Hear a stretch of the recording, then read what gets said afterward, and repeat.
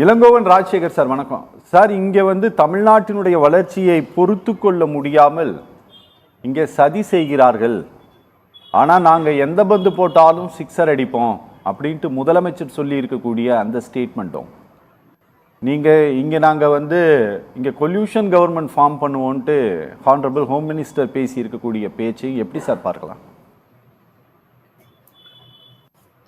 இல்லை, நம்ம எனக்கு முன்னாடி பேசின பத்திரிகையாளர் மூத்த பத்திரிகையாளர் பிரகாஷ் அவங்க பேசுறது ஒரு உண்மைதான். ஏன்னா கொலிஷன் கவர்மெண்ட் அப்படின்னு இது வரைக்கும் யாரும் ஓப்பனா சொல்லல. பட் அமித்ஷாவை பொறுத்த மட்டும் என்டிஏ அலையன்ஸ் அப்படின்னு தான் சொல்றாரு. Okay, not ADMK alliance. Never ever. அவர் இது வரைக்கும் ஏடிஎம்கே அலையன்ஸ்ல நாங்க இருக்கிறோம்னு சொல்லல. அவர் என்டிஏ அலையன்ஸ்ல ஏடிஎம்கே இருக்காங்கன்னு தான் சொல்றாரு. ஆனா தமிழ்நாட்டுக்கு வந்தாங்கன்னா அவங்க கட்சிக்குள்ள பேசிக்கிறாங்க, இந்த மாதிரி எடப்பாடி தான் தலைமை எடுத்து நடத்தணும் அப்படின்னு ஒரு இங்க சென்னையில கூட ஒரு கான்ஃபரன்ஸ்ல அமித்ஷா சொன்னார். சரி. பட் ஆனா இப்ப அவங்க எப்பயுமே நம்ம பாஜகவை பொறுத்த மட்டும் அவங்க சொல்றது ஒண்ணு, அவங்க எடுக்கிற செயல்பாடுகள் வேற விதமா தான் இருக்கும். சரி. அதுக்கு அந்த எதிர்வினையை தான் நம்ம இப்ப தமிழ்நாட்டுல இன்னில இருந்து ஒரு திருப்பரங்குன்றத்துல இருந்து நிறைய பார்க்க போறோம். எலெக்ஷன் வரைக்கும் அதுல பல விஷயங்கள் நடக்கும். அதெல்லாம் எதிர்பார்த்தா முதலமைச்சர் அவர்கள் வந்து அக்ரெசிவா ஒரு பாலிடிக்ஸ் பண்ணி ஆகணும், இவங்களுக்கு அகேன்ஸ்டா இல்ல நம்ம ரொம்ப டீசெண்டா ரொம்ப பாசிட்டிவா ஒரு எத்திக்கலா ஒரு பாலிடிக்ஸ் அரசியலை பண்ணணும் அப்படின்லாம் நினைச்சதெல்லாம் வேஸ்ட் அப்படின்றத அதுக்கு ஒரு அடையாளம் தான் இன்னைக்கு பேசின பேச்சு. அவுட் ஆஃப் ஒரு வார்த்தையை யூஸ் பண்ணாரு இல்லையா, அவுட் ஆஃப் ரீச்சா, தமிழ்நாடு உங்களுக்கு வராது, கிடைக்காது, it will be out of reach of out of control சொல்லுவாரு. Out of control, yes correct, out of control சொல்றாரு. சோ அந்த ஒரு ரொம்ப ஃபோர்ஸ்ஃபுல் அக்ரெசிவ் பாலிடிக்ஸ் இப்ப அவர் எடுக்கிறார். இப்ப இந்த எலெக்ஷனுக்கு இன்னும் ஒரு 4-5 மாசம் இருக்கிறதுனால இனிமே இவங்களை சாஃப்டா ட்ரீட் பண்ணி பிரயோஜனம் இல்லை. ஏன்னா அவங்க அப்படி ட்ரீட் பண்ணல. அவங்க ஒரு எத்திக்கல் பாலிடிக்ஸ் பிளே பண்றாங்கன்றதெல்லாம் நம்ம டெஃபினட்டா சொல்ல முடியாது டெமோக்ரஸில. ஸோ ஆனா பட் இதுக்கு முன்னாடி பேச சொன்னவங்க மாதிரி ஆக்சுவலி த டிஃபேக்டோ ஏடிஎம்கே பாஜகவின் டோட்டல் கண்ட்ரோல்ல இருக்குன்றது மறுக்க முடியாத ஒரு உண்மை இப்போதைக்கு. ஓகே, அதுல எந்த விதமான மாறுபட்ட கருத்து கிடையாது. ஓகே, ஏன்னா எது நடந்தாலும் அவர் பிரகாஷ் சொன்ன மாதிரி எது நடந்தாலும் டெல்லியில இருந்து தான் வருது. பட் அதனால வந்து நாளானைக்கு ரெசல்யூஷன்ல வந்து எடப்பாடி வந்து பிரிந்து சென்றவர்களை சேர்த்துக்குவாரான்றதெல்லாம் எனக்கு கொஞ்சம் ரொம்ப ரிமோட்டா தெரியுது. பட் ஒருவேளை பிரகாஷ்க்கு அவருக்கு அவருக்கு இருக்கிற சோர்சஸ் மூலியமா தெரிஞ்சிருக்கலாம் சார். 2021 சட்டமன்ற தேர்தல் சார், தமிழ்நாட்டினுடைய முதலமைச்சராக திரு எடப்பாடி பழனிசாமி அப்போது பதவியில் இருக்கிறார். அப்போ வந்து பாத்தீங்க அப்படின்னா MIB ministry of information and பிராட்காஸ்டிங்குடைய இணை அமைச்சராக இருந்த மரியாதைக்குரிய திரு எல் முருகன் இங்கே தமிழ்நாட்டில் வந்து அவர் ஒவ்வொரு முறை பேட்டி கொடுத்துட்டு இருந்த போதும் சீஃப் மினிஸ்டர் யாரு அப்படிங்கிறத டெல்லி தான் தீர்மானிக்கும்னு சொல்லிட்டு இருந்தார் சார். உங்களுக்கு நினைவு இருக்கும்னு நினைக்கிறேன் நான். அதாவது அதிமுக ஆட்சியில் இருந்தது, மெஜாரிட்டி கவர்மெண்டாக இருந்தது. அப்போது அவர்கள் கூட்டணியில் அங்கம் வகித்த போதே அவர்கள் அதைத்தான் சொன்னார்கள், முதலமைச்சராக யாரு அப்படிங்கிறத டெல்லி தான் தீர்மானிக்கும். சரியா? இன்னைக்கும் முதலமைச்சர் யாரு அப்படின்னா ஒரு ரொம்ப முக்கியமான ஒரு பத்திரிகைக்கு கொடுத்த பேட்டியில அதிமுகவிலிருந்து ஒருவர் அப்படின்ட்டு தான் சொன்னாரே தவிர EPS சொல்லல. இன்றும் ஆனரபிள் பிரைம் மினிஸ்டரும் பேசுகிறார், ஹோம் மினிஸ்டரும் பேசுகிறார். நாங்க இங்க கூட்டணி ஆட்சின்ட்டு, ஆனா மேடம் தான் சொல்றாங்க இல்ல நீங்க அதை கமா போட்டு தான் பார்க்கணும் அப்படின்ட்டு. அதை நிஜமாலுமே கமா போட்டு தான் பார்க்கணுமா சார்? இல்ல மேடம் சொல்றோம், அவங்க அந்த கட்சியில இருக்கிறதுனால அப்படித்தான் சொல்லி ஆகணும். இன்னைக்கு வேற வழி இல்லையே. நாளைக்கு அதே வந்து எடப்பாடியே அவரு என் தலைமையில வந்து நாங்க கூட்டணி ஆட்சி கூட அமைச்சுக்குவோம் அப்படின்னு சொன்னா, நாளைக்கு வந்து சத்தியம் டிவியில உட்காந்து நாங்க எல்லாரும் நண்பர்கள் தானே, இதுல என்ன பீகார்ல நடக்கலையான்னு கேட்பாங்க. அது அவங்க கட்சியை சேர்ந்தவங்க அவங்க அப்படித்தான் பேசுவாங்க, ஒன்றும் பிரச்சனை கிடையாது. ஆக்சுவலி இது வந்து என்ன டெசிஷன் எடுத்தாலும் அதிமுகவை பொறுத்த மட்டும், அந்த கட்சியை பொறுத்த மட்டும் டெல்லியில இருந்து வர இன்ஸ்ட்ரக்ஷன்ஸ் தான் ஃபாலோ பண்றாங்க. ஓகே, அதுல எந்த விதமான மாறுபட்ட கருத்தும் கிடையாது. ஓகே, இந்த they are running a de facto party. அது அங்கதான் இருக்கு. சார் இந்த பக்கத்து வீட்டுக்காரங்க புதுசா ஏதாவது ஒரு பொருள் வாங்கிட்டாங்க அப்படின்னா நம்மளை பார்த்து பொறாமப்படுறாங்க அப்படின்ட்டு சொல்லுவாங்க. யாரு வாங்குறாங்களோ அவங்க சொல்லுவாங்கன்னு வச்சுக்கோங்களேன். அதுபோல தமிழ்நாட்டினுடைய முதலமைச்சர் வந்து என்ன சொல்றாரு அப்படின்னா, தமிழ்நாடு அடைந்திருக்கக்கூடிய வளர்ச்சியை பார்த்து பொறாமைப்படுகிறார்கள் அப்படின்ட்டு சொல்றாரு. அந்த ஒரு விஷயம். ரெண்டாவது, அதிமுக அப்புறம் பாஜக இந்த மாநில அரசாங்கத்தின் மீது இங்கே வெறும் அதிருப்தியே தான் இருக்கிறது. இத்தனாயிரம் கிலோ கஞ்சா பிடிச்சிருக்காங்க, இத்தனை லட்சம் போதை மருந்துகள் பறிமுதல் பண்ணியிருக்காங்க, 7000 கொலைகள் நடந்திருக்கிறது, நீட் தேர்வாக 2 தினங்களுக்கு முன்பாக கூட ஒரு 19 வயது மாணவன் இறந்து விட்டான். இப்படிங்கிற இவர்கள் வைக்கக்கூடிய இந்த குற்றச்சாட்டுக்கள் எல்லாம் இதை எல்லாத்தையும் மறக்கடிக்க செஞ்சிருமா சார் சிஎம் பேசிட்டு இருக்கக்கூடிய பேச்சு? அதெல்லாம் மறக்கடிக்கலாம் இல்லை.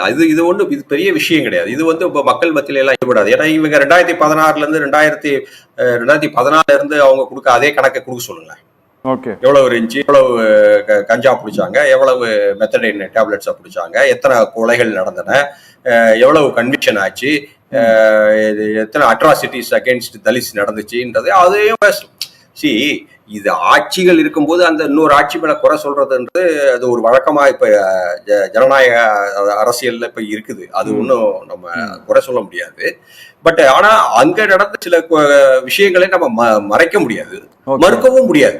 ஓகே, அதனால இது அந்த ஸ்டாட்டிஸ்டிக்ஸ் எடுத்து அவங்க சொன்னாங்கன்னா அது ஒரு திமுக பேச்சாளர் அவர் சொன்னாருன்னா அது வேற மாதிரி வரும்.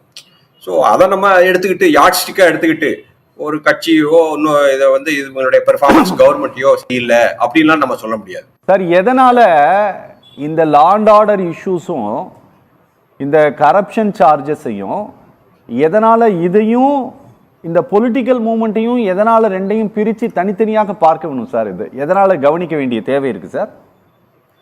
இல்லை, நம்மளுடைய இது டெமோக்ரஸி வந்து செக்யூலர் பாலிடிக்ஸ் அண்ட் ஃபெடரல் செட்டப்ல இருக்கு. சரி, அதனால இவங்க இப்ப நமக்கு என்ன ஏன் இப்ப சீஃப் மினிஸ்டர் இப்ப அந்த இடத்துல தான் நம்ம பார்க்கணும். ஏன் அக்ரெசிவா ஒரு பாலிடிக்ஸ் பண்றதுக்கு முயற்சிக்கிறேன்? ஓகே, ரொம்ப பொறுமையா 4 வருஷம் இருந்து பாக்குறோம். நீங்க இடிஐ அபியூஸ் பண்றீங்க, சிபிஐ அபியூஸ் பண்றீங்க, டிஆர்ஐ கொண்டு வரீங்க, எஸ்ஐஆர் கொண்டு வரீங்க, ஏன் ஈவன் ஜுடிஷியரியிலே நீங்க உங்களுடைய கலரை கொண்டு வரீங்க. ஓகே, அப்ப நீங்க ஒரு ஏதாவது கான்ஸ்டிடியூஷனல் பாடிஸ பூராத்தையுமே நீங்க உங்க கண்ட்ரோல் எடுத்துக்கிறீங்க. ஓகே, அதை எடுத்துட்டு மக்களுக்காக நீங்க வேலை செய்யல. உங்களுக்கு அகேன்ஸ்டா அரசியல்ல யார் இருக்காங்களோ அவங்களுக்கு அகேன்ஸ்டா நீங்க அதை திருப்புறீங்க. ஓகே, சோ அப்ப உங்களுடைய இது வந்து நம்மளுடைய கான்ஸ்டிடியூஷன் உருவாக்கின டாக்டர் பாபா சாஹேப் அம்பேத்கரோ பெரிய பெரிய தலைவர்களோ இந்த அளவுக்கு நம்ம அரசியல் கீழ்த்தரமா இறங்கும்னு அவங்க எதிர்பார்க்கல. ஓகே, ஏன்னா கான்ஸ்டிடியூஷனல் சேஃப் கார்டு வச்சுட்டு போறாங்க. அந்த கான்ஸ்டிடியூஷனல் சேஃப் கார்டை நீங்க என்ன பண்றீங்க, ஒரு ப்ரூட்டல் மெஜாரிட்டியில அது எல்லாத்தையும் நீங்க டைல்யூட் பண்றீங்க.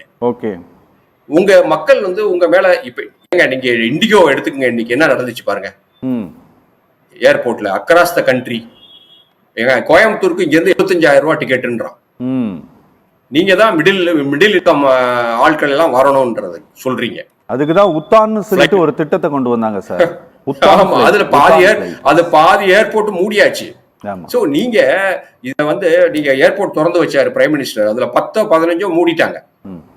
அதெல்லாம் சரியா பல விஷயங்கள் அங்க நடந்துகிட்டு இருக்கு. ஓகே, சோ இதுல நம்ம இதுல வந்து ஒரு அப்ப நம்ம அந்த பாலிடிக்ஸ் அரசியல்ன்றது ஒரு டீசென்டா ஒரு எத்திக்கலா ஒரு ரெஸ்பான்சிபிளா இருக்கும்.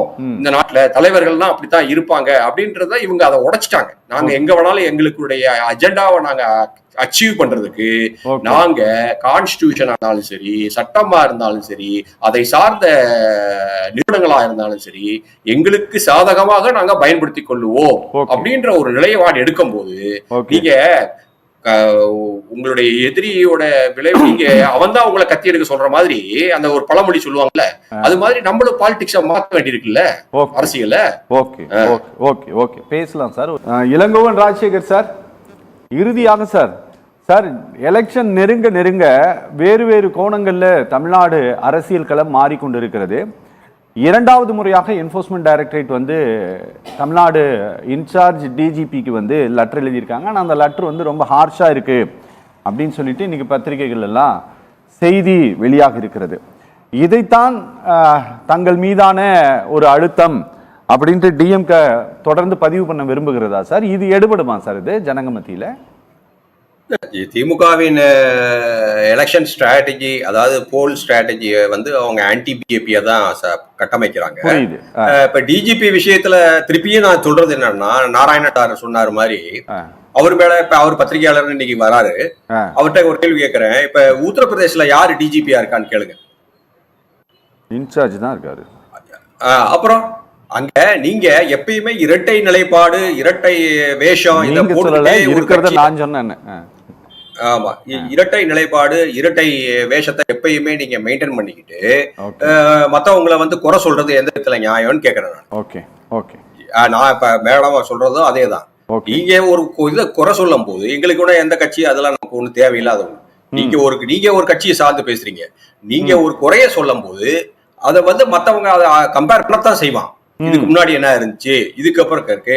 ஓகே, அப்கோர்ஸ் அப்படியே நம்ம பாலும் தேனும் ஊறணும், சமூக நீதி அப்படியே பெருசா ப்ராலிபரேட் ஆகணும் அப்படின்றது நம்மளுடைய கனவு தான், எல்லாருடைய கனவு தான். அதை நம்ம எப்படி நிறைவேற்றணும்? நான் என்ன சொல்றேன்னா, நீங்க ஒரு கன்ஸ்ட்ரக்டிவ் பாலிடிக்ஸ், பாசிட்டிவ் பாலிடிக்ஸே நீங்க பண்றது இல்ல. நீங்க எப்பயுமே ஒரு டெஸ்ட்ரக்டிவ், நெகட்டிவ் பாலிடிக்ஸ் தான் அக்ராஸ் த கண்ட்ரி எடுக்கிறீங்க. நீங்க உங்களுக்கு மக்களை பிரிக்கிறீங்க, அதுல வந்து குளிர்காய விரும்புறீங்க. அப்படிப்பட்ட ஒரு கட்சியை வந்து அதோட கூட்டு சேர்ந்துக்கிட்டு மேடம் மாதிரி ஒரு ஆட்கள் வந்து அதை ஜஸ்டிஃபை பண்ணும்போது அரசியலுக்காக நான் என்ன வேணா செய்யலாம் அப்படின்றது நான் திருப்பி குற்றம் சாட்டுறேன். அவ்வளவுதான்.